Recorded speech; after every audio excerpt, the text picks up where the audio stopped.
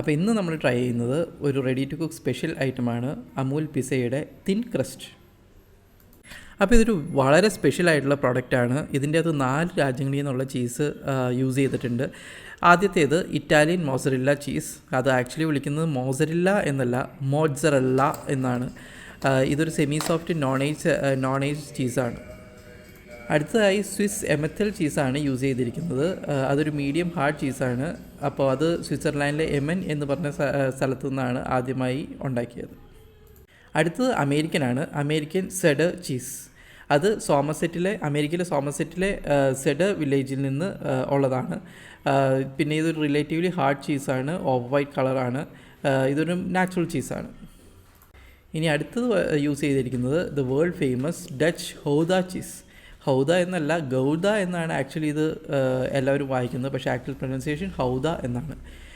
നെതർലാൻഡ്സിലെ ഹൗദ എന്ന് പറഞ്ഞ ഒരു വില്ലേജിലാണ് ഇത് ഫസ്റ്റ് ഇൻട്രൊഡ്യൂസ് ചെയ്തേക്കുന്നത്. ഇതൊരു ക്രീമി യെല്ലോ കൗസ് മിൽക്ക് ചീസാണ്.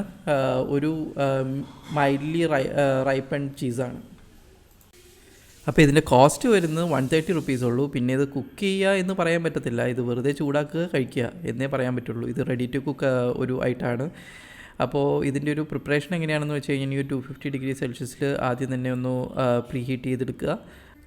ഒരു 8-10 മിനിറ്റ് ഒരു ഗോൾഡൻ ബ്രൗൺ കളർ എത്തുമ്പോഴേക്കും എടുക്കാൻ നോക്കുക. അപ്പോൾ നമ്മളിത് ഇനി 8ആയിട്ട് മുറിച്ച് സെർവ് ചെയ്യാണ്.